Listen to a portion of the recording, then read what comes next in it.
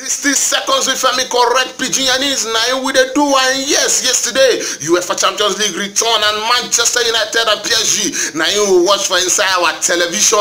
No be smart way up for that match. Man United fans they don't carry and put hand for head. So boy that 2-0 said the team surprised them because this PSG side you know too strong like that. Only Mbappe and some kind better players with they Neymar no they Cavani no they. So they may expect say Man United go fit crush this PSG side, but it no can work for them.